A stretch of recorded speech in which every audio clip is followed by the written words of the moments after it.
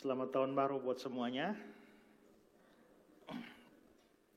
Tema kita pada pagi hari ini adalah Aku akan memberkati engkau. Aku akan memberkati engkau. Dan tema ini itu diambil dari potongan sebuah ayat. Dan ayatnya adalah Kejadian 12 ayat yang kedua. Kalau saudara membaca yang saya garis bawahi saja, aku akan memberkati engkau. Nah, itulah kata-kata itulah yang saya ambil menjadi tema kita di tahun yang baru ini. Dan Kejadian 12 ayat 2 ayat yang menjadi dasar ini sebenarnya adalah satu rangkaian ayat-ayat yang berbicara soal panggilan Allah kepada Abraham. Mari kita lihat lengkap Kejadian 12, 1-3. Berfirmanlah Tuhan kepada Abram, kemudian baru dia diganti namanya menjadi Abraham. Tapi aslinya Abram. Pergilah dari negerimu dan dari sanak saudaramu dan dari rumah bapakmu ke negeri yang akan kutunjukkan padamu. Aku akan membuat engkau menjadi bangsa yang besar dan memberkati engkau serta membuat namamu masyhur dan engkau akan menjadi berkat. Aku akan memberkati orang-orang yang memberkati engkau dan mengutuk orang-orang yang mengutuk engkau, dan olehmu semua kaum di muka bumi akan mendapat berkat. Jadi teks ini secara khusus berbicara tentang Abraham. Nah, kita mau bahas atau belajar bagian ini dalam beberapa poin penting. Pertama, mari kita melihat konteks kisah pemanggilan Abram dalam kitab Kejadian ini. Cerita Abraham dipanggil oleh Tuhan itu ada di Kejadian 12. Ya. Nah, yang menulis kitab Kejadian ini Musa. Biarpun orang-orang liberal itu tidak percaya Musa sebagai penulis kitab Kejadian. Musa hidup 1500 tahun sebelum Tuhan Yesus. Jadi boleh dikatakan kitab Kejadian itu ditulis 1500 tahun sebelum Tuhan Yesus lahir di dunia ini. Nah, saya percaya Musa yang menulis. Nah, kisah Abraham dipanggil itu Kejadian 12.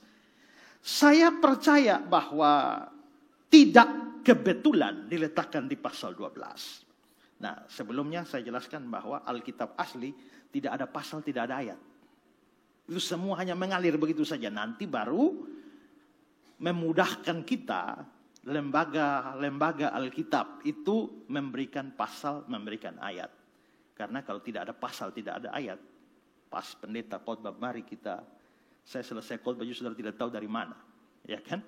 Nah, jadi kita ditolong dengan bantu pasal. Tapi memang urut-urutannya seperti itu. Jadi kita bisa lihat bahwa ditaruh di dalam Kejadian 12, persis setelah Kejadian 11 ada cerita tentang Menara Babel. Nah, kita bisa lihat bahwa yang terjadi dalam peristiwa Menara Babel adalah ada orang-orang yang mau memberontak pada Tuhan. Lalu akhirnya dikutuk oleh Tuhan.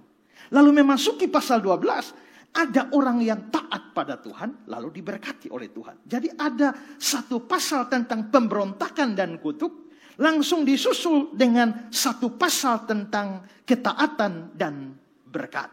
Ya, nah karena itu ini bukanlah sesuatu yang kebetulan, ya, bahwa dengan kata lain Musa mau berkata bahwa pemberontakan manusia itu yang ditampilkan di Kejadian pasal 11 itu lalu akhirnya dibaharui melalui ketaatan seorang manusia di dalam pasal selanjutnya. Selain itu saudara, menarik adalah bahwa kalau kita geser sedikit ke belakang lagi, tadi kan kalau geser satu pasal ada Menara Babel. Muncul geser-geser ke pasal satu lagi, pasal 10 itu ada silsilah. Lalu pasal yang ke-8 dan 7 itu ada peristiwa air bah. Nah, sekarang saya mau jelaskan begini saudara-saudara. Ada peristiwa air bah, semua manusia musnah. Lalu sisa Nuh dengan anak-anaknya dan istri-istri mereka. Jadi Nuh, Sem, Ham, dan Yafet. Dan kata lain, semua yang jahat-jahat tadi itu sudah habis air bah semua. Sekarang Tuhan mau bikin generasi baru. Generasi baru yaitu di bawah Nuh. Maka manusia selanjutnya itu adalah turunan Nuh dari anak-anaknya Sem, Ham, dan Yafet. Begitu air bah selesai, Nuh mulai hidup normal. Ternyata Nuh mabuk. Nah, Nuh ini mabuk sampai telanjang. Waktu Nuh mabuk sampai telanjang, lalu yang terjadi adalah anaknya yang bernama Ham itu melihat bapaknya telanjang. Bukannya segera mengatasi ketelanjangan bapaknya, dia pergi bercerita kepada saudara-saudaranya. Di sini bukan hanya cerita kasih informasi, bapak telanjang, bukan.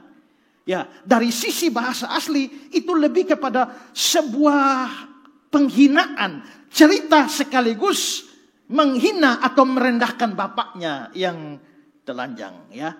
Tapi dua saudara yang lain yaitu Sem dan Yafet, begitu tahu bapaknya telanjang, mereka langsung mengatasinya. Perhatikan Kejadian 9, 21, 23. Setelah ia, Nuh, minum anggur, mabuklah ia, dan dia telanjang dalam kemahnya. Maka Ham, bapak Kanaan, kenapa bapak Kanaan? Ham ini nenek moyangnya bangsa Kanaan. Jadi turunannya Ham ini adalah Kanaan. Maka Ham, bapak Kanaan itu melihat aurat ayahnya. Lalu diceritakannya kepada kedua saudaranya di luar. Jadi ini bukan hanya cerita biasa. Cerita sambil merendahkan, sambil menghina bapaknya.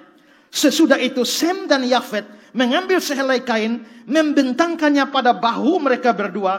Lalu mereka berjalan mundur, mereka menutupi aurat ayahnya sambil berpaling muka sehingga mereka tidak melihat aurat ayahnya. Berarti di sini Sem dan Yafet ini anak baik. Tapi Ham ini anak kurang ajar ini.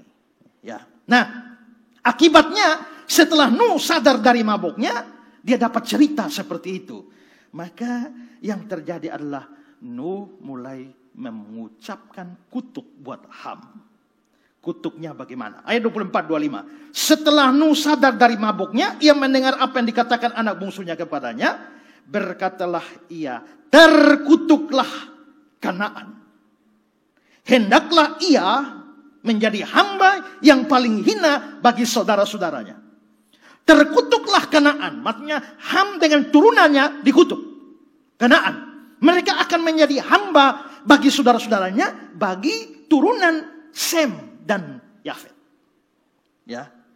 Nah, tapi karena Sem dan Yafet berbuat baik, menutupi ketelanjangan ayah mereka, maka Nuh juga beri nubuat tentang dua anaknya yang lain yang baik itu. Ayat 26-27. Lagi katanya, terpujilah Tuhan Allah Sem, tapi hendaklah Kanaan, turunan Ham, menjadi hamba baginya. Berarti kita sudah lihat, turunan Ham itu akan menghamba kepada turunan Sem.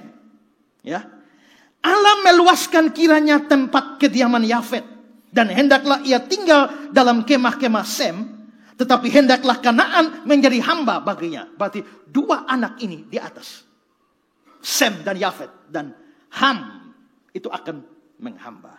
Ya, nah, maka Ham dan keturunannya Kanaan itu terkutuk. Sedangkan Sem dan keturunannya, Yafet dan keturunannya diberkati sekaligus akan berkuasa atas turunannya Ham, yakni Kanaan. Nah, kalau sudah begitu, sekarang turunannya Ham itu siapa? Turunannya Ham yang turun ini sampai kan Kanaan.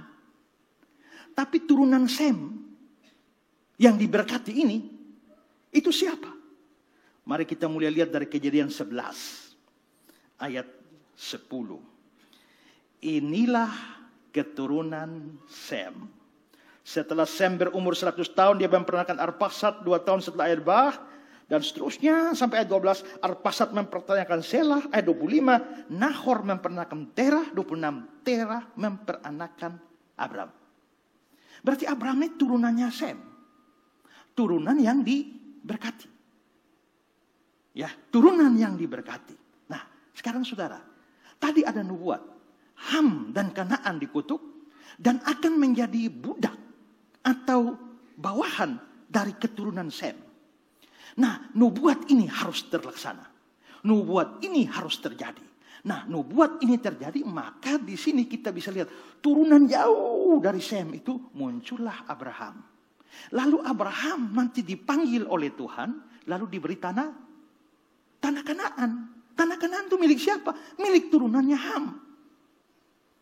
Maka di sini kita bisa lihat bahwa memasuki pasal 12, cerita tentang Abraham dimasukkan di sana, itu sebenarnya mau beri pesan bahwa nubuat-nubuat dari Nuh itu sudah mulai digenapi melalui panggilan Abraham. Ya, Abraham. Ada orang pernah tanya sama saya, Pak, ini konflik Israel dan Palestina atau Yerusalem ini dari dulu sampai sekarang ini masalah terus. Ya, rebutan tanah itu. Mulai dari zaman Yosua mereka sudah bangun dan masuk dan perang-perang dengan orang Kanaan. Lalu orang itu bertanya, kan dunia waktu itu masih luas. Kenapa kalau Tuhan mau memberkati Abraham tidak kasih tanah di tempat lain lah? Ya, kenapa sudah ada orang Kanaan di situ? Tuhan kasih lagi, akibatnya perang. Kasih tanah kosong kan masih banyak. Memang Tuhan pertama itu memang tanah kosong masih banyak, ya kan? Nah, tapi masalahnya adalah kalau kasih tanah kosong, nubuat ini tidak akan tergenapi, di mana turunan Ham yaitu Kanaan itu akan di bawah turunan Sem yang diberkati. Itulah sebabnya salah satu bentuk kutukan bagi Ham dan Kanaan itu adalah tanah mereka diambil oleh Tuhan. Tuhan yang berkuasa dan serahkan pada turunan Sem, yakni Abraham. Nah, jadi itu konteksnya seperti itu. Ya, kita tidak melihat hanya kemunculan teks itu, tapi bahwa kemunculan teks itu didahului dengan serentetan peristiwa. Ini semua mengajar pada kita bahwa janji-janji atau firman-firman Tuhan, baik berupa kutuk dan berupa berkat, itu pasti Tuhan laksanakan dalam sejarah. Memang kalau orang kutuk orang, saya kutuk Om Ronald, bisa jadi Tuhan setuju pada saya. Kalau Tuhan setuju, maka beliau dikutuk.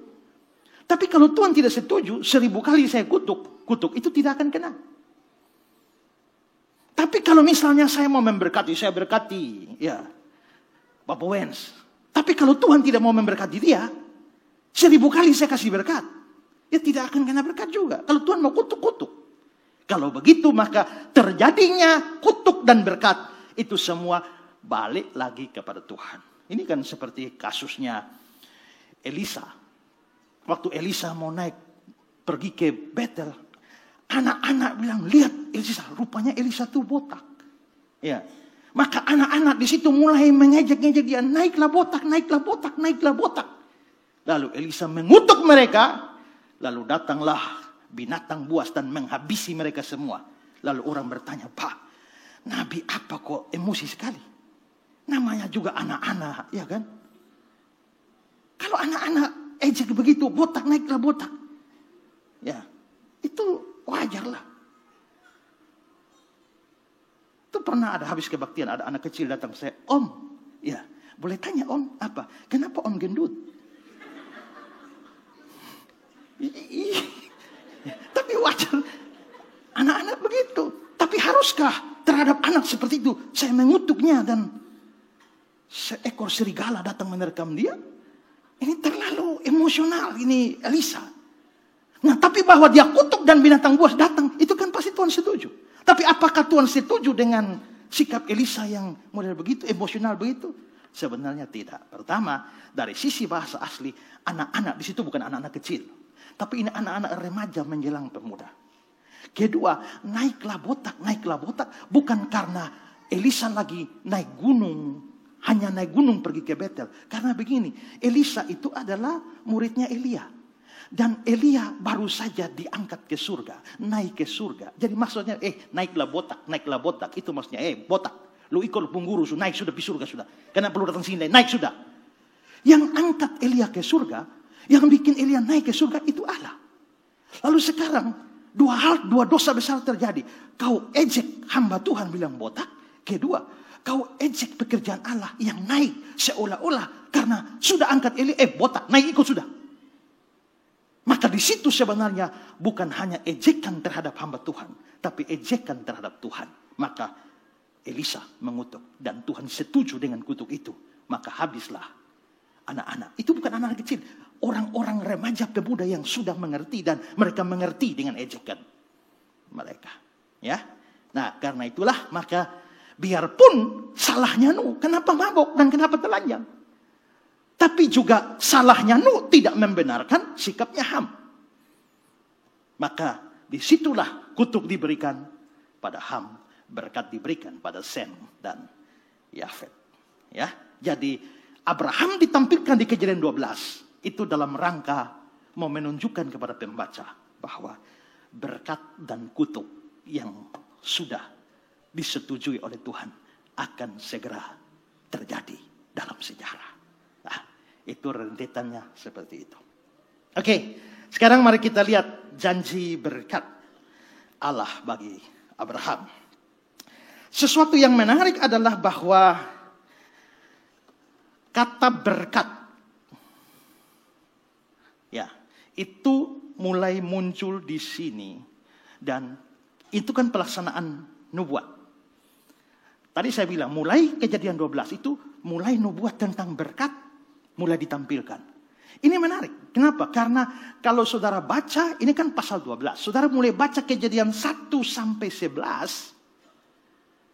Berapa kali kata berkat keluar sepanjang 11 pasal? Kejadian 1 ayat 22. Lalu Allah memberkati semuanya itu. Pertama. Kejadian 1 ayat 28. Allah memberkati mereka. 2. Kejadian 2 ayat 3. Lalu Allah memberkati hari ke-7. 3. Lalu Kejadian 5 ayat 2. Dia memberkati mereka dan memberi nama mereka manusia. 4. Lalu Kejadian 9 ayat 1. Lalu Allah memberkati Nuh. 5. Sepanjang pasal 1 sampai pasal 11. 11 pasal yang begitu panjang sejarahnya. Kata berkat 5 kali muncul.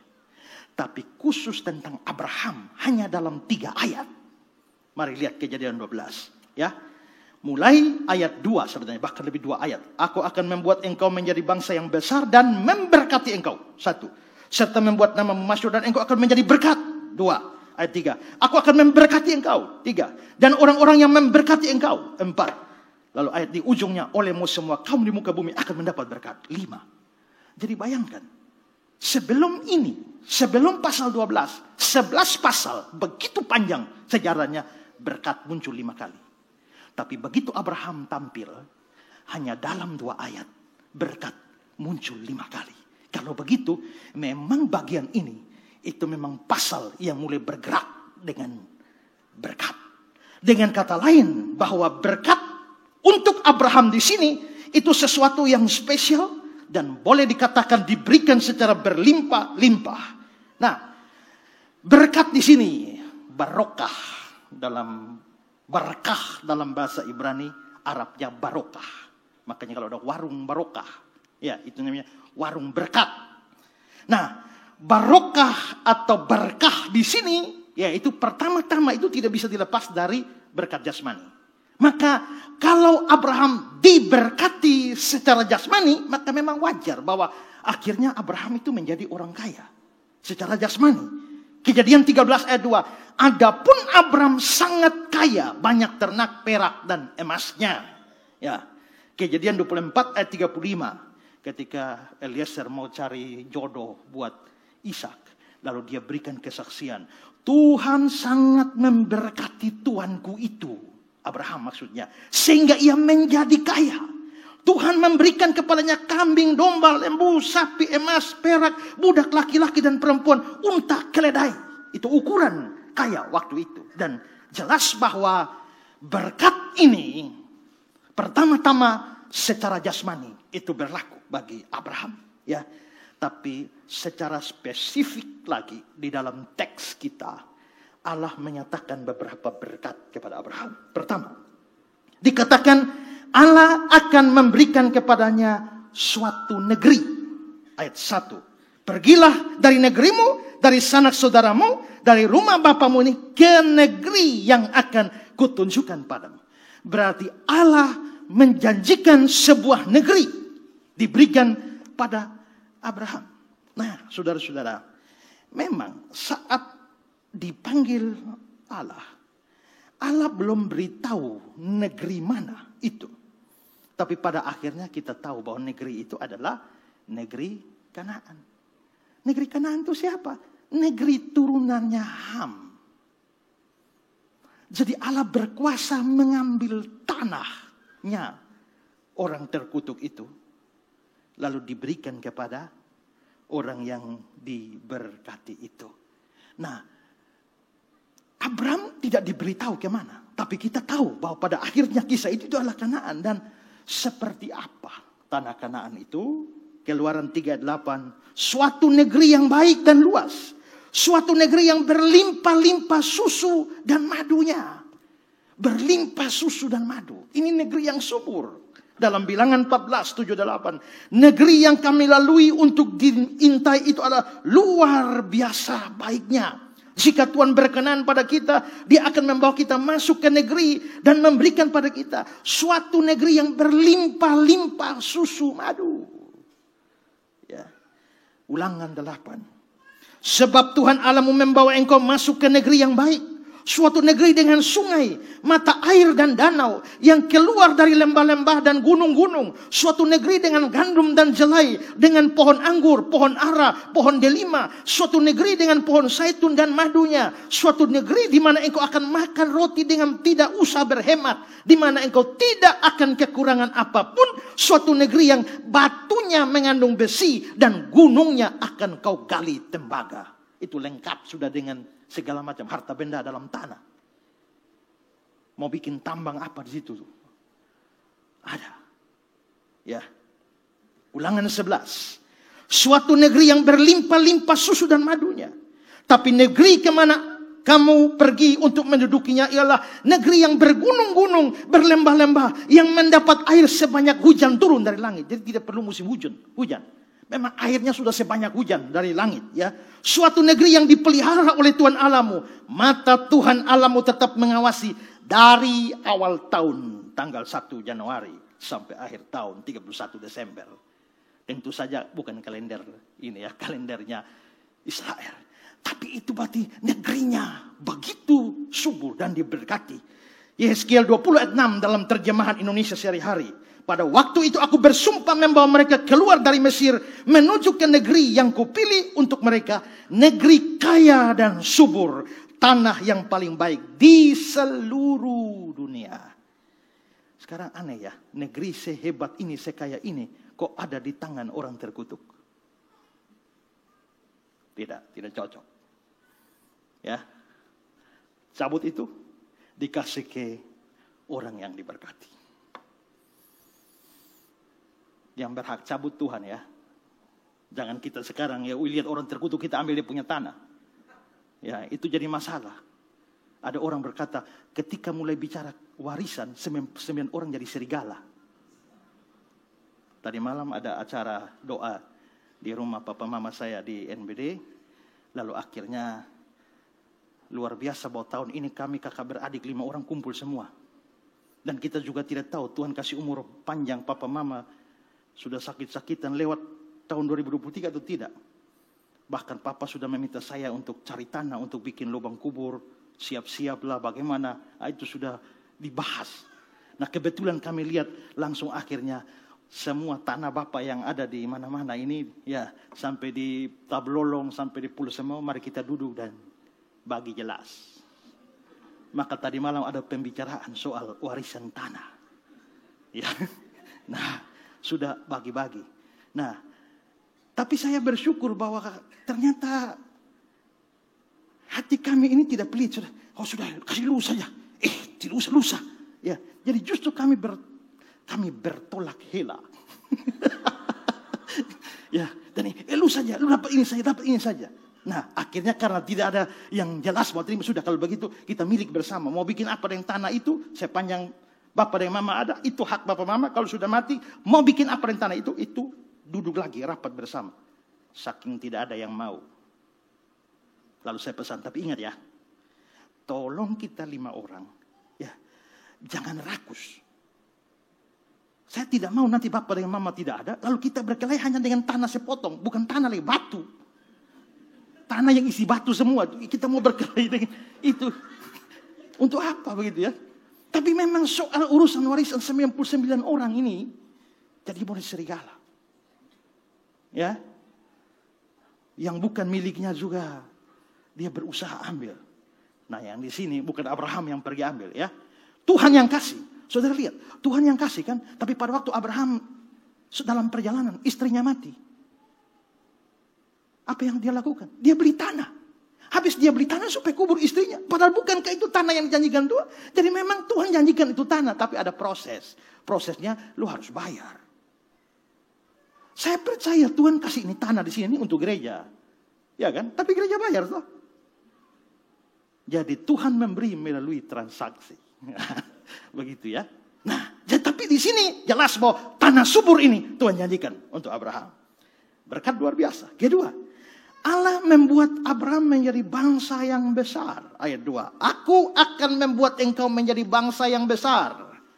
Kata bangsa yang besar itu bahasa Ibrani-nya adalah legoi gadol. Gadol itu besar. Makanya ada orang yang besar sekali dia dipanggil paman gadol. Nah, itu artinya paman yang besar.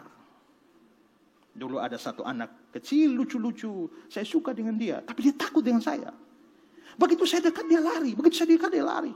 Sampai akhirnya kakaknya tanya, adik, kenapa adik takut dengan Pak Pendeta? Dia bilang, kenapa adik? Coba adik jujur. Kenapa? Adik tidak suka dengan pendeta. Suka mah. Kenapa? Suka terlalu besar. Itu namanya paman gadol. Gadol itu besar. Nah, tapi yang menarik itu bukan gadolnya, tapi legoi. Kata goi itu bangsa. Ada kata Ibrani lain yang juga berarti bangsa, yaitu am. Tapi menariknya adalah am itu bangsa, tapi bangsa Israel. Kalau goi itu bangsa, tapi tidak sebatas Israel. Bangsa lain juga. Ya, coba lihat Kejadian 10. Ya, dan mereka inilah terpancar bangsa-bangsa goi ke daerah pesisir. Itulah keturunan Yafet.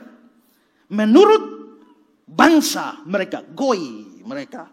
Ayat 20. Inilah keturunan Ham. Menurut goi mereka. Inilah keturunan Sem. Menurut goi mereka.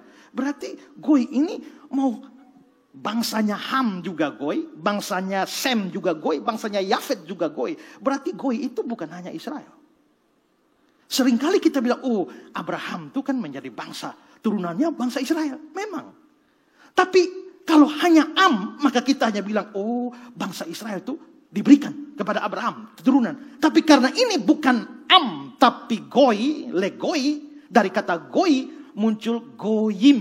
Yang artinya bangsa-bangsa. Maka kita bisa lihat bahwa Abraham ini akan turunannya begitu banyak sehingga dia menjadi bapak bukan hanya bapak bangsa Israel, tapi bapak dari bangsa-bangsa. Ya. Maka kita lihat juga bukan hanya orang Yahudi, tapi orang Arab yang tersebar di seluruh dunia juga semuanya adalah turunan dari Abraham. Belum lagi Abraham juga punya, ya walaupun dia bapak orang beriman, tapi istri lebih dari satu. Ya. Nah, setelah itu dari istri-istri itu, belum lagi dari ketura lagi. Ya, itu menghasilkan anak-anak yang banyak dan akhirnya menjadi bangsa-bangsa. Jadi memang dia adalah bapak dari begitu banyak bangsa. Ya. Dan bahkan secara rohani, 3 agama samawi mengklaim punya hubungan dengan Abraham. Pertama, agama Yahudi. Abraham itu kan keturunan jasmani. Israel itu keturunan jasmaninya Abraham. Maka Abraham bapak kami. Tapi orang Kristen juga mengklaim hubungan dengan Abraham. Karena dia bapak segala orang beriman. Kalau saya orang Indonesia tetap beriman, Abraham tetap bapak saya. Dan Islam pun ya menganggap Ibrahim itu sebagai nabi mereka. Jadi bukan hanya bangsa, tapi agama pun mengklaim ada hubungan dengan Abraham. Nah, janji ini terus dipertegas. Kejadian 18, tadi kan Kejadian 12. Kejadian 18, Abraham akan menjadi bangsa yang besar serta berkuasa. Lalu Kejadian 25 ayat 23, Ini dalam turunannya dia lah. 2 bangsa ada dalam kandungannya. Ya. Lalu Kejadian 28, keturunanmu akan seperti debu tanah banyaknya, engkau akan mengembang ke sebelah timur, barat, utara, selatan. Pasal 35 ayat yang ke-11. Satu bangsa, bahkan sekumpulan bangsa-bangsa akan terjadi daripadamu, dan raja-raja itu akan berasal daripadamu. Lalu pasal 46 ayat yang ketiga, aku akan membuat engkau menjadi bangsa yang besar di sana. Ini janji ini sangat relevan bagi Abraham. Kenapa? Janji jadi bangsa yang besar. Tapi hari itu, saat dia terima janji itu, sudah ada anak? Belum. Satu pun belum. Baik halal maupun haram. Tidak ada. Istrinya mandul. Dan kepada orang mandul seperti inilah ada janji sebesar ini. Maka ini tentu satu janji yang sangat-sangat menyentuh kebutuhan Abraham. Benson berkata, ketika Allah mengambilnya dari bangsanya sendiri, dia berjanji menjadikannya kepala bangsa lain. Henry, suatu kelegaan besar bagi beban Abraham. Sebab pada saat ini dia tidak punya anak. Perhatikanlah, Allah tahu bagaimana menyesuaikan kebaikan-kebaikannya dengan apa yang dibutuhkan anak-anaknya. Dia yang mempunyai perban untuk setiap luka, akan menyediakan satu perban untuk luka pertama yang paling menyakitkan itu. Abraham boleh kaya raya, tapi tidak punya anak. Terus bagaimana? Tuhan, itu ada luka di hatinya. Tuhan kasih perban pertama yang cocok. Perban yang cocok untuk luka pertama itu. Yaitu janji bangsa besar. Ketiga, Allah akan membuat nama Abraham masyhur. Ayat 2, ya. Dan memberkati engkau serta membuat namamu masyhur, namamu terkenal, ya. Dalam konteks kuno, nama besar atau masyhur itu berhubungan dengan popularitas dan respek masyarakat. Nah, saudara-saudara, janji ini seperti saya jelaskan konteks tadi, ini Kejadian 12 Abraham. Sebelumnya ada Kejadian 11 Menara Babel. 2 cerita ini langsung kontras. Kenapa? Karena di Kejadian 11, orang-orang mau mendirikan Menara Babel, tujuannya apa? Kejadian 11 ayat 4. Marilah kita cari nama. Jadi mereka mau cari nama. Lalu tujuan lain adalah supaya mereka jangan terserak ke seluruh bumi. Cari nama, terserak ke seluruh bumi. Ya, itu Kejadian 11. Kejadian 12. Saudara, kenapa orang-orang Babel itu tidak mau terserah ke seluruh bumi? Ini pelanggaran. Ini melawan firman. Karena firman Tuhan sudah bilang bahwa, ya, aku di Kejadian 1:28 itu supaya mereka penuhi bumi. Tuhan Allah memberkati mereka, beranak cuculah dan penuhi bumi. Penuhi bumi berarti harus menyebar supaya penuhi. Tapi orang-orang Babel tidak mau menyebar. Mereka mau ngumpul di situ. Nah, maka di sini saudara lihat. Di Kejadian 11, orang-orang di Babel mau mendirikan Menara Babel. Pertama, mereka mau cari nama, justru kehilangan nama. Atau mereka mau cari nama baik, justru dapat nama buruk. Kedua, mereka tidak ingin terserak, mereka ingin ngumpul. Tapi akibatnya Tuhan menyerahkan mereka. Tapi di Kejadian pasal 12, ada satu orang yang rela terserak keluar dari negerinya. Dan justru dia punya nama. Nama baik, namanya masyhur. Jadi memang ini sengaja dikontraskan seperti itu. Nah, Abram meninggalkan negerinya. Dan namanya hilang dari sana. Ya. Kalau Pak Minggus meninggalkan kota Kupang, 1 tahun orang masih ingat. Ya. 5 tahun orang masih ingat pernah di kota ini ada orang nama Minggus Lee. Tapi 20 tahun kemudian, ketika generasi mulai berganti, mulai generasi cucu kita, namanya hilang. Nah, Abram yang dipanggil keluar dari negerinya, namanya pasti hilang dari sana. Tapi menariknya, ketika namanya terancam hilang dari negerinya, Tuhan sudah janji, namamu masyhur. di negeri yang lain, bahkan bukan hanya negeri yang lain, di seluruh bumi sampai hari ini orang di mana-mana kenal Abraham. Ya, maka itu sesuatu yang luar biasa. Benson bilang, dengan meninggalkan negaranya, dia kehilangan nama di sana.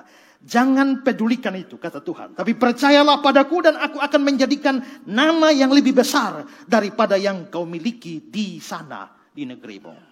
Ya, maka di sini kita diajar. Kalau Tuhan minta sesuatu untuk dilepaskan, jangan takut lepaskan. Karena Tuhan bisa beri yang lebih baik. Kadang-kadang kita sudah pegang sesuatu di tangan, kita merasa ini terbaik dan tidak mau lepaskan. Ya, tapi kalau kita berani lepaskan karena ketaatan pada Tuhan, Tuhan bisa berikan lebih baik. Ya. Dan keempat, ini berkat yang lebih besar dari semua berkat yang diberikan ada Abraham. Berkatnya apa? Allah akan membuat Abraham menjadi berkat bagi semua kaum di muka bumi. Ayat 2. Dan engkau akan menjadi berkat. Lalu di akhir ayat ketiga, olehmu semua kaum di muka bumi akan dapat berkat. Ini sejalan dengan pasal 18 ayat 18. Oleh dia segala bangsa di atas bumi akan mendapat berkat. Saudara, dapat berkat itu berkat. Tapi menjadi berkat itu juga berkat. Saya ulang. Dapat berkat itu berkat. Tapi menjadi berkat itu juga berkat. Dan menjadi berkat adalah berkat yang lebih besar dari dapat berkat. Ya, mengapa kok lebih besar? Karena bukankah Tuhan Yesus sudah bilang dalam Kisah 20 ayat 35 ya. Dalam segala sesuatu, kata Paulus dia, telah kuberikan contoh pada kamu bahwa dengan bekerja demikian kita harus membantu orang-orang lemah. Membantu orang lemah ini namanya kita jadi berkat itu. Dan harus mengingat perkataan Tuhan Yesus. Sebab dia sendiri mengatakan adalah lebih berbahagia memberi daripada menerima. Orang menerima berbahagia. Orang memberi lebih berbahagia. Ya. Kalau saya beri Ibu Lin, nih sesuatu berharga. Dia berbahagia dapat ini. Tapi pada waktu saya melihat dia berbahagia karena dapat yang saya berikan, saya lebih berbahagia. Waktu saya beri uang kepada saudara, saudara berbahagia. Tapi karena saya yang memberi uang itu, saya lebih berbahagia. Waktu saudara beri saya uang, saya bahagia. Tapi saudara lebih berbahagia. Sekarang mau pilih bahagia atau lebih berbahagia? Yang lain bilang, kakak biar beta bahagia sah. Ya. Ada satu level di atas bahagia, yaitu lebih berbahagia. Ya, lebih berbahagia. Nah, kalau begitu, Abraham diberkati, dia pasti bahagia. Tapi bahwa dia jadi berkat, apalagi ini jadi berkat untuk semua kaum di muka bumi. Ini pasti berkat yang lebih hebat ini. Dan ini adalah klimaks dari berkat untuk Abraham. Puncak dari berkat Abraham. Ya. Dan karena Abraham akan jadi berkat. Siapa dekat Abraham turut kecipratan berkatnya. Ada contoh? Ada. Waktu Abraham keluar dia bawa Lot. Ya kan? Tuhan panggil Abraham bukan panggil Lot. Tapi Abraham bawa juga keluarganya termasuk Lot. Dan saudara tahu bahwa ternyata ikut Abraham orang diberkati, Lot juga diberkati. Lot kecipratan berkat.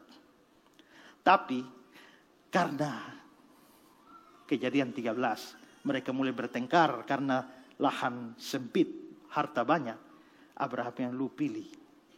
Kalau engkau ke kanan, aku ke kiri. Kalau engkau ke kiri, aku ke kanan. Maka Lot melayangkan seluruh pandangan di situ dan dia pilih yang terbaik. Seluruh negeri Sodom dia pilih. Dia pilih yang terbaik. Kasih tinggal Abraham yang jelek. Jadi berpisahlah Lot dengan Abraham. Tadinya ini Abraham orang diberkati. Lot ikut. Akhirnya Lot kecipratan berkat. Tapi sekarang berpisah. Begitu berpisah, apa yang terjadi dengan Lot? Bukan hanya diberkati, tapi dapat malapetaka. Kenapa? Ya, kalau saudara baca, dia diserang oleh musuh-musuhnya di Kejadian pasal 14, kotanya dihancurkan, bahkan pada akhirnya kita bisa lihat bahwa Tuhan menunggang balikan Sodom dan Gomora, ya, sampai istrinya juga jadi tiang garam dan anaknya juga terkontaminasi, ya, dengan orang-orang Sodom yang berdosa. Maka kita bisa lihat bahwa menjauh dari Abraham yang Tuhan berkati, justru Lot mulai kehilangan berkat-berkat itu dan dapat malapetaka. Tapi Tuhan masih mau selamatkan Lot. Tahukah saudara kenapa Tuhan, apa alasan Tuhan selamatkan Lot? Ayat 29, pasal 19. Demikian pada waktu itu Allah memusnahkan kota-kota lembah Yordan dan menunggang balikan kota-kota kediaman Lot. Lalu apa yang terjadi? Maka Allah ingat bukan kepada Lot, pada Abraham. Lalu dikeluarkannya Lot dari tengah-tengah tempat yang ditunggang balikan. Kenapa Tuhan kasih keluar Lot? Bukan karena Lotnya, tapi karena Tuhan ingat akan Abraham. Maka di sini kita bisa lihat bahwa ya, Abraham jadi berkat bagi Lot sebenarnya. Ya. Nah, dari kisah ini kita mendapatkan bukti kesetiaan Allah terhadap janjinya bahwa Dia akan memberkati orang-orang yang memberkati engkau, bahkan mengutuk orang-orang yang mengutuk engkau. Tapi lebih daripada itu, menurut ayat kita tadi, Abraham yang akan jadi berkat bagi seluruh bumi. Perhatikan ayat 2. Dan engkau akan menjadi berkat. Siapa engkau? Abraham. Lalu di ujung ayat 3, olehmu. Sebenarnya terjemahan olehmu ini tidak tepat. Terjemahannya adalah di dalammu semua kaum di muka bumi akan dapat berkat.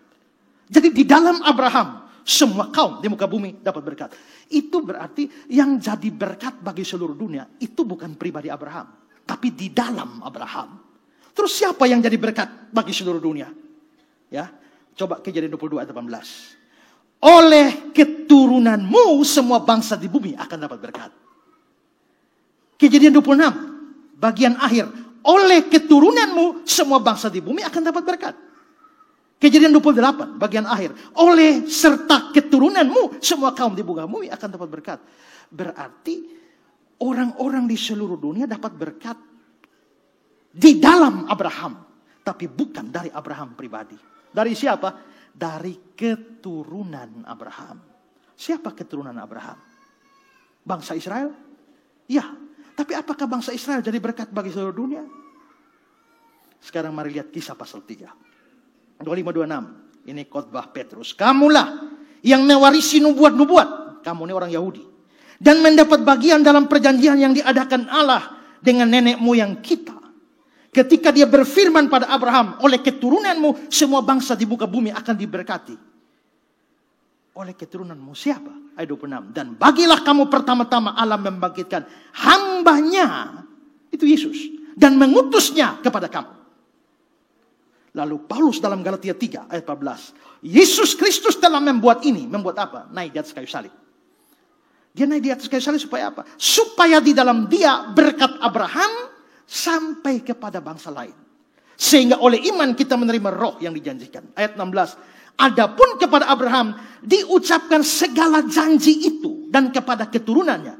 Tidak dikatakan kepada keturunan-keturunannya. Kalau keturunan-keturunannya banyak. Tapi seolah-olah yang dimaksudkan banyak orang. Tapi hanya satu orang. Dan kepada keturunanmu, yaitu Yesus Kristus.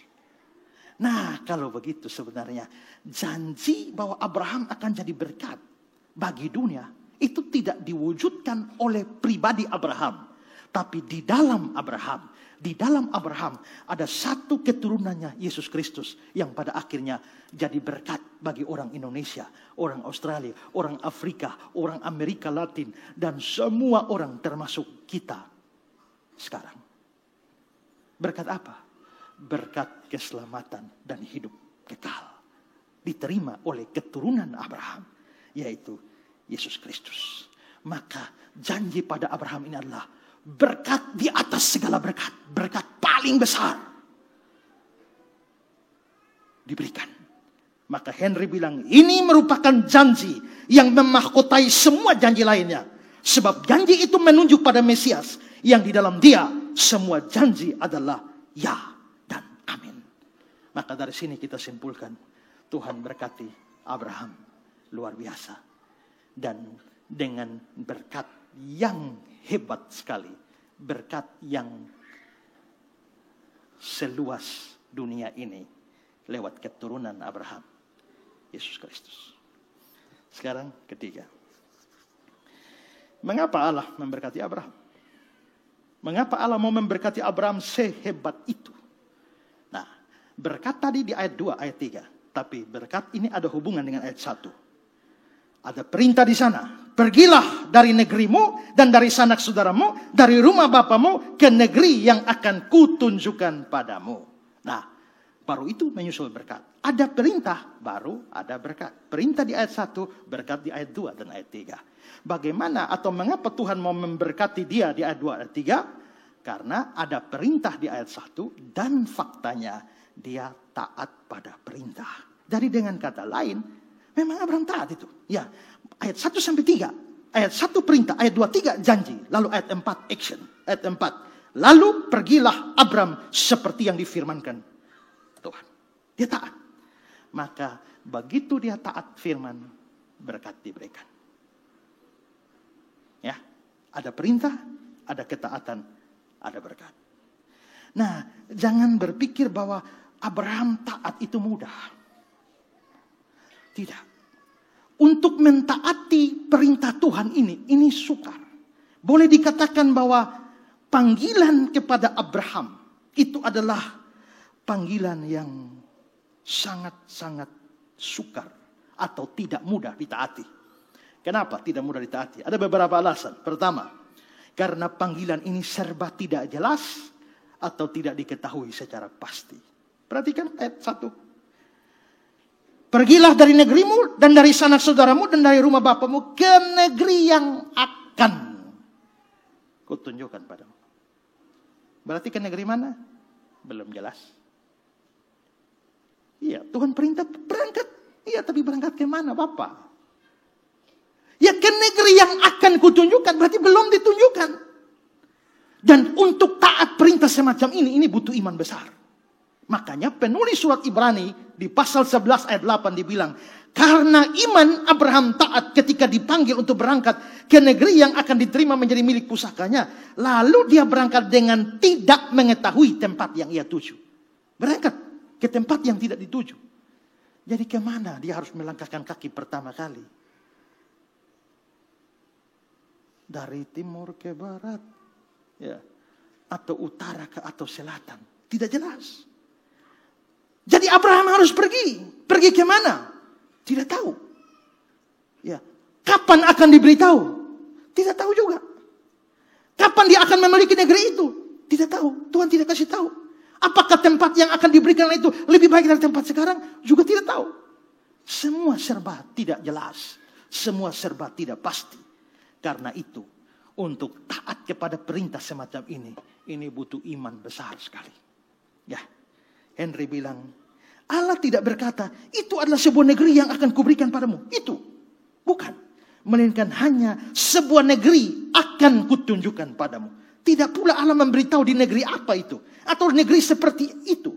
Dia hanya harus mengikuti Allah dengan iman semata dan percaya saja pada apa yang dikatakan Allah dalam hal ini secara umum. Meskipun ia tidak diberi jaminan khusus bahwa ia tidak akan rugi dengan meninggalkan negerinya untuk mengikuti Allah.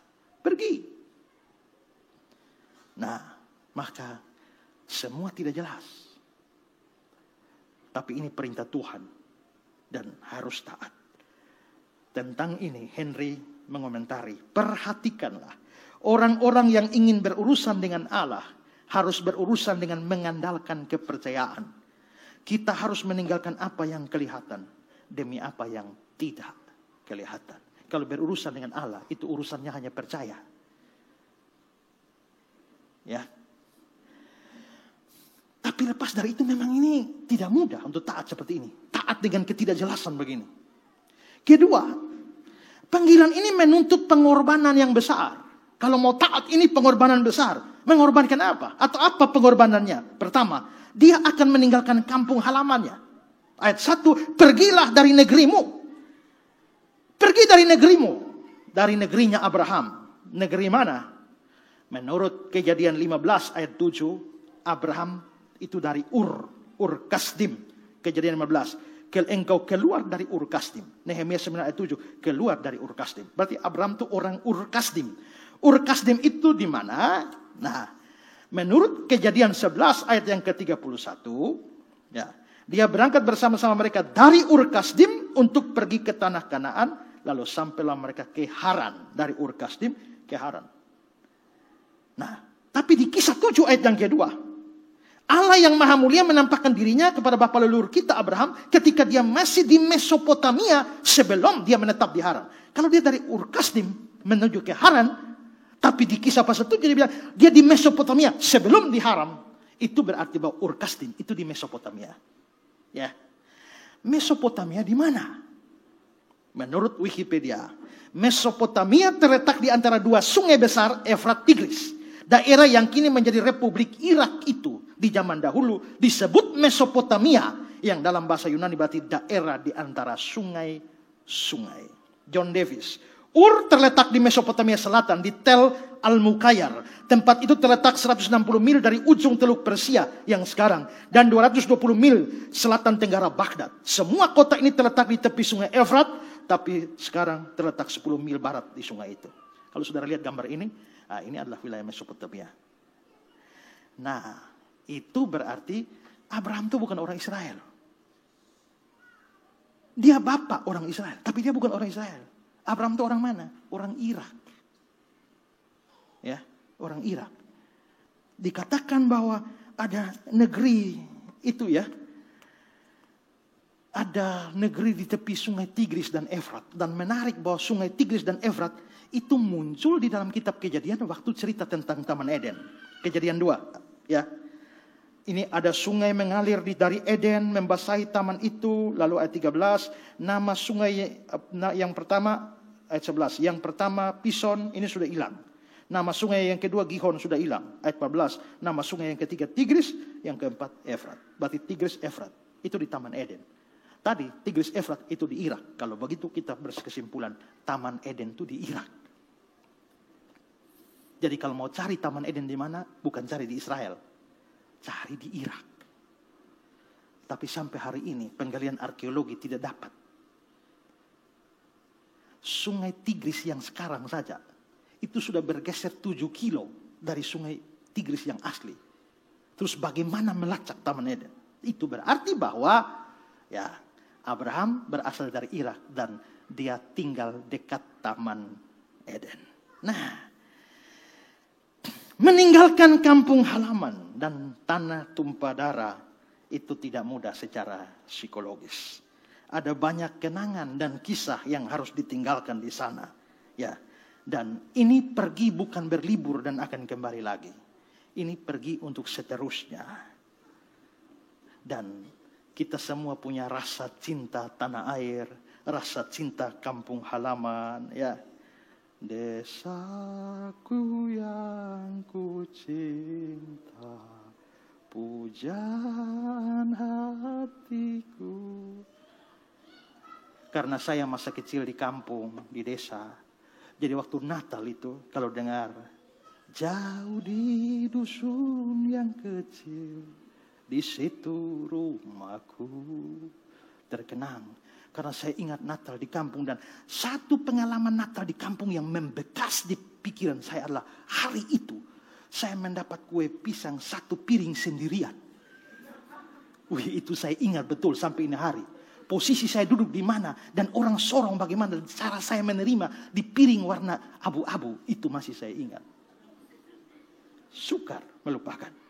Ya. Lalu masalah lain begini.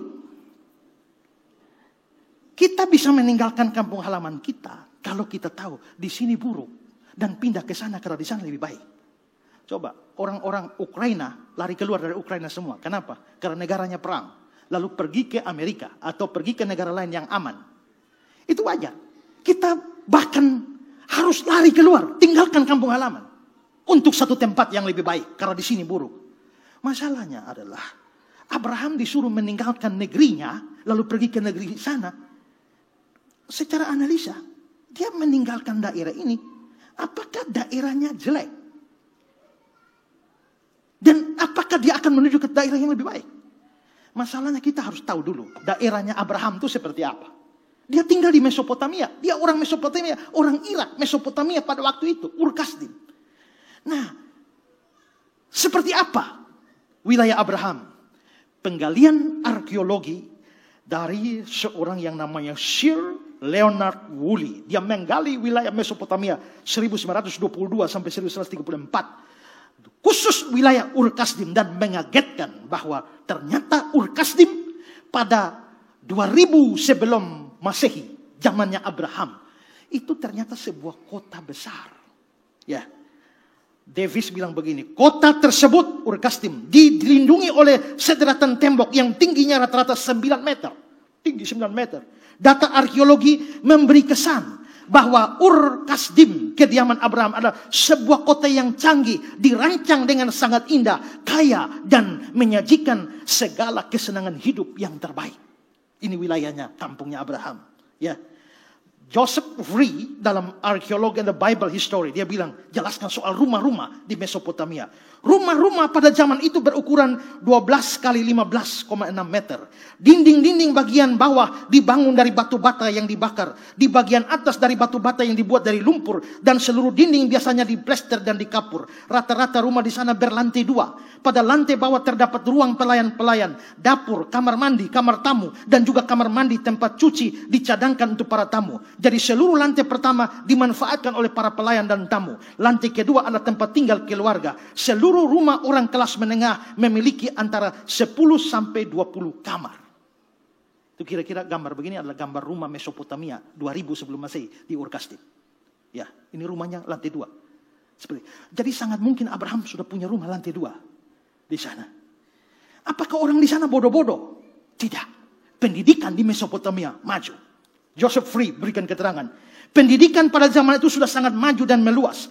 Pada usia muda, murid-murid telah belajar menulis tanda-tanda cuneiform. Sementara guru mereka memberi contoh pada sebongkah tanah liat lunak yang telah dipipikan. Mereka juga mendapat pelajaran membaca. Lempeng-lempeng tanah liat menunjukkan bahwa dalam matematika mereka belajar perkalian dan pembagian. Dan ketika mereka makin maju, mereka diharuskan belajar akar pangkat 2, akar pangkat 3, serta mengerjakan soal-soal geometri yang sederhana.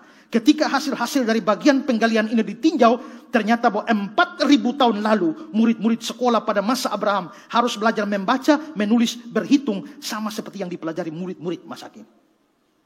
Mereka tulis-tulis, baca-baca pakai apa? Ini namanya cuneiform. Ya. Lihat gambar ini. Itu adalah hasil penggalian dari Mesopotamia. Saudara lihat ini huruf-huruf mereka. Next. Ini huruf mereka dalam bahasa Kasdim. Dari sini kita berkesimpulan bahwa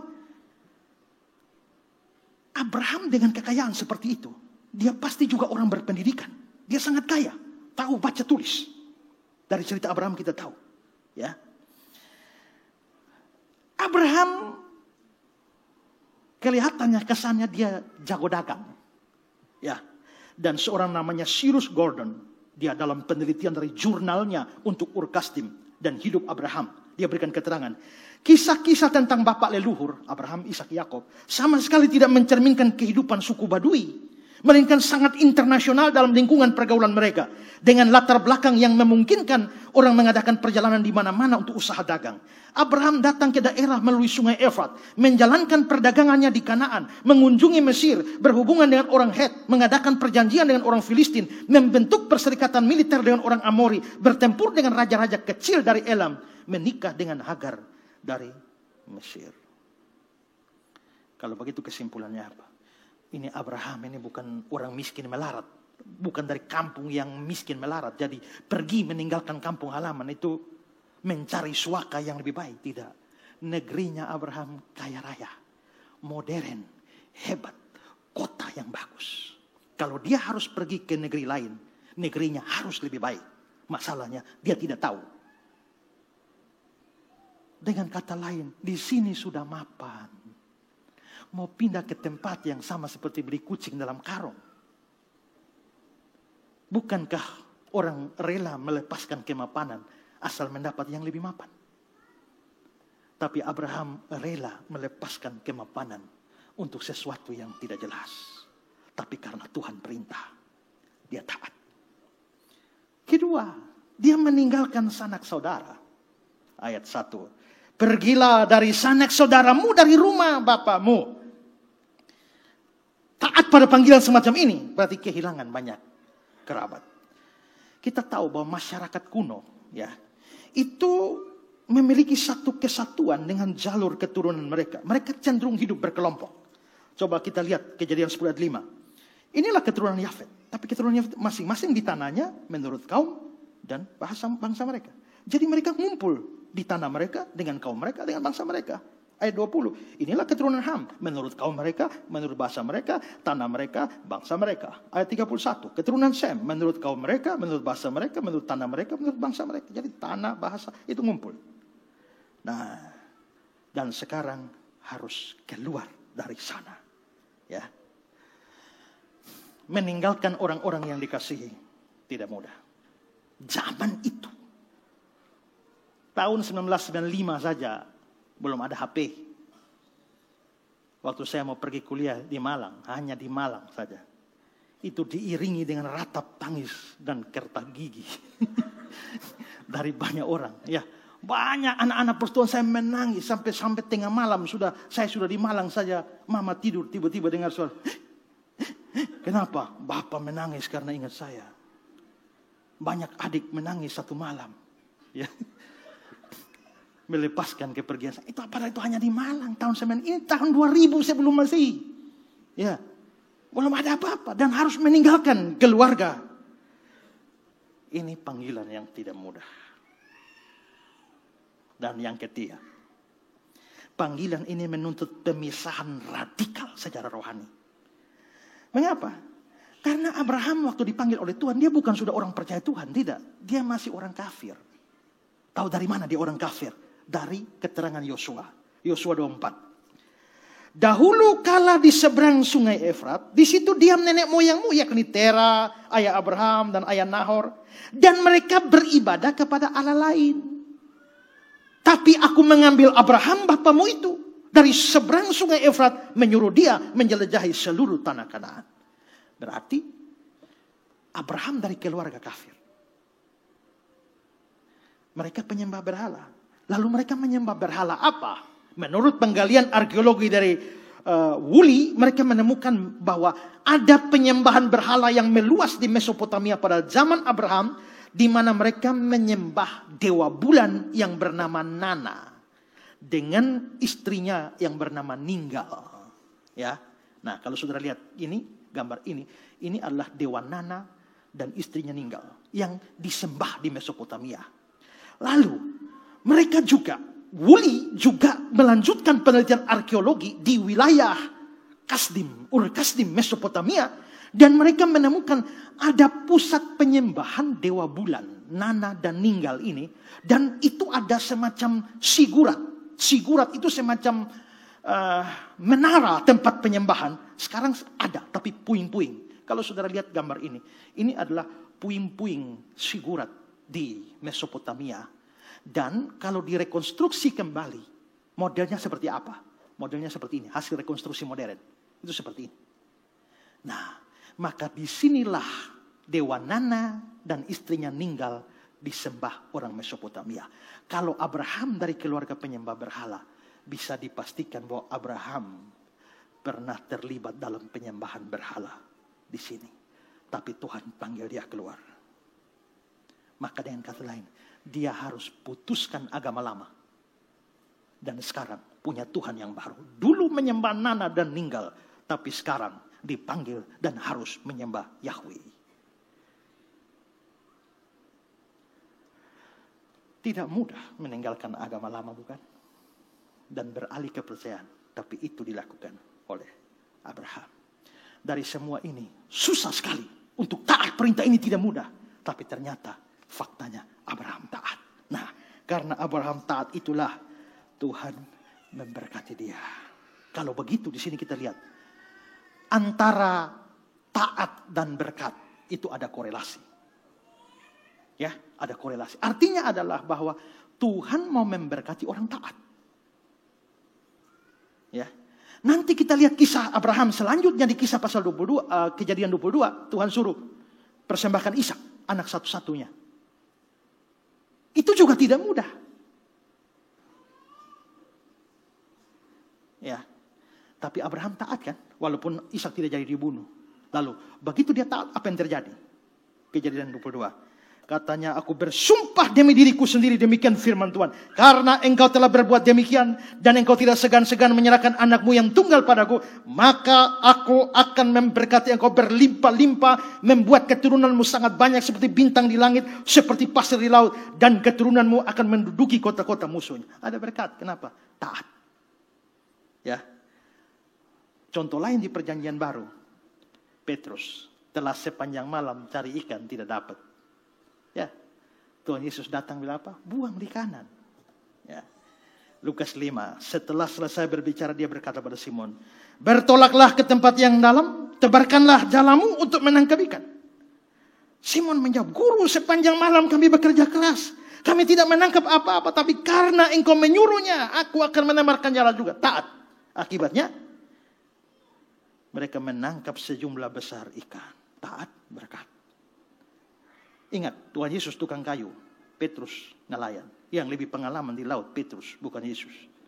Tapi ternyata Petrus taat. Sepanjang malam sudah tidak dapat, tapi karena engkau suruh, ya okelah, taat. Begitu taat, berkat datang. Nah, maka taat pasti menghasilkan berkat. Untuk Abraham, itu berkatnya banyak berkat jasmani. Tapi ada satu berkat rohani yang menjadi master dari seluruh berkat. Itu yang tadi, jadi berkat kepada seluruh dunia lewat keturunannya. Tapi itu berarti bahwa lihat, berkat untuk Abraham ini ada jasmani, ada rohani. Yang rohani lebih besar karena memberkati seluruh dunia. Selain itu, ada perbedaan konsep berkat PL dan PB. Kalau saudara lihat di PL, berkatnya berlimpah-limpah, berlimpah-limpah. Diberkati di ladang, di rumah, apa saja diberkati. Tapi di PB, dari berlimpah-limpah berubah menjadi cukup. Berilah makanan hari ini secukupnya. Menurut Matius 6, 1 Timotius 6 ayat 8, asal ada makan dan pekerjaan, cukup. Doa Bapa kami, berilah makanan hari ini secukupnya. Ada bergeser dari berlimpah-limpah ke cukup. Kenapa? Karena di PL Tuhan Yesus belum datang. Maka berkat yang diberikan, berkat jasmani. Begitu Tuhan Yesus sudah datang, itu berkat terbesar. Maka berkat terbesar yaitu keselamatan dalam Yesus. Persekutuan yang indah dengan Allah dalam Kristus. Maka berkat jasmani menjadi tergeser. Maka yang paling penting, berkat rohani dalam Kristus berlimpah-limpah. Berkat jasmani secukupnya. Kalau ternyata Tuhan mau beri berlimpah berkat jasmani, berarti Tuhan mau saudara pakai berkat jasmani itu untuk jadi berkat bagi orang lain. Biarpun begitu, prinsipnya tetap sama. Orang taat diberkati Tuhan.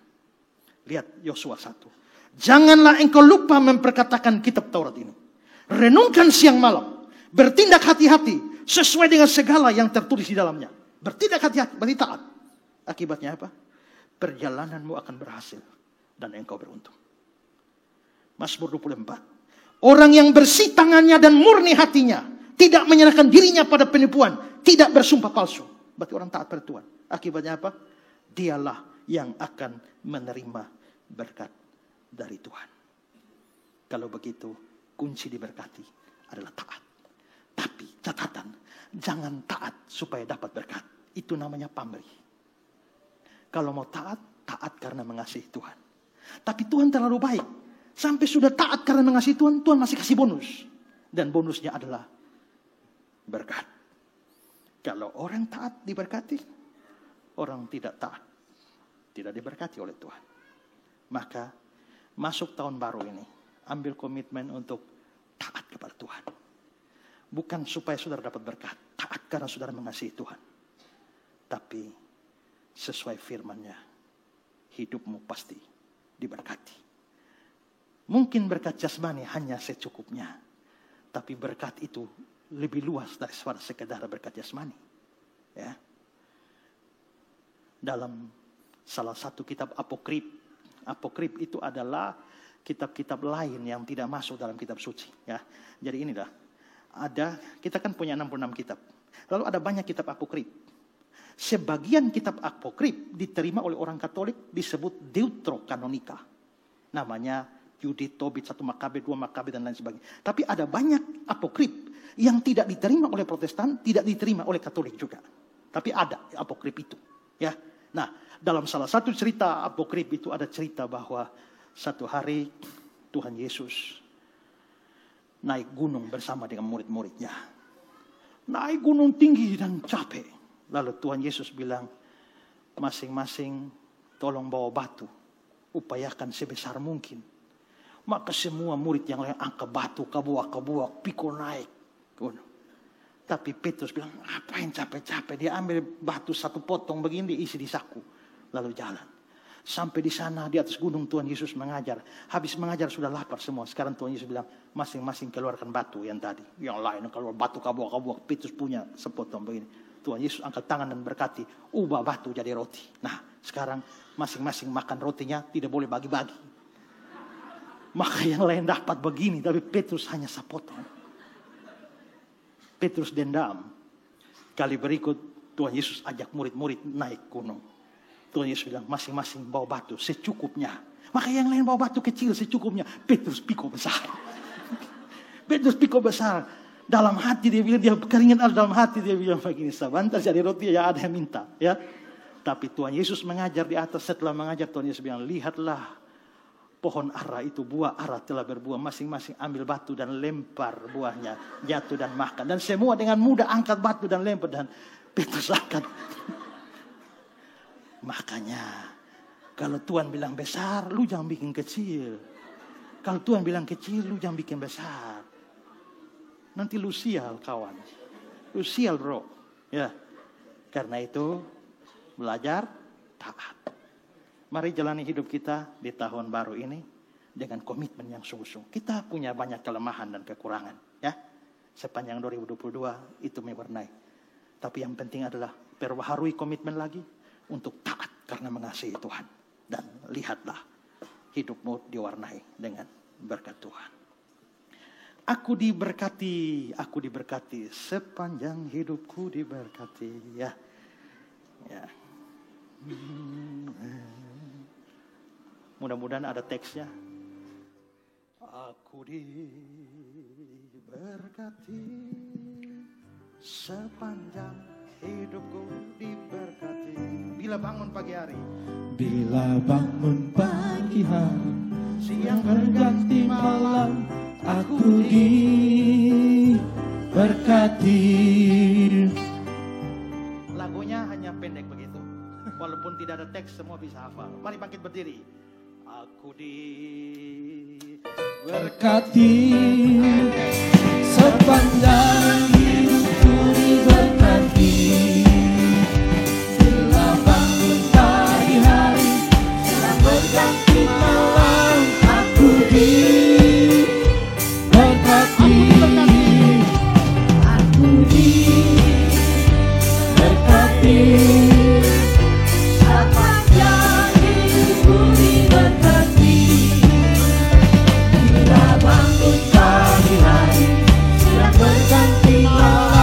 Aku diberkati. Kita mau ulang 3 kali. Pertama, aku diberkati. Yang kedua, nanti lihat di sebelah, kamu diberkati. Ya. Dan yang ketiga, masing-masing sebut dirinya sendiri. Ya, Esra diberkati. Kalau saudara punya nama panjang, silakan pendekkan sendiri. Ya, ya. Ya. Pertama, aku. Kedua, kamu. Ketiga, sebut diri sendiri. Ya, mulai. Ayo tepuk tangan, goyang-goyang sendiri bisa. Amen.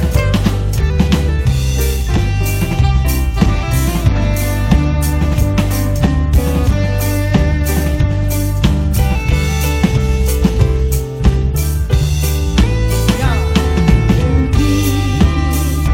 Berkati sepanjang hidupku diberkati.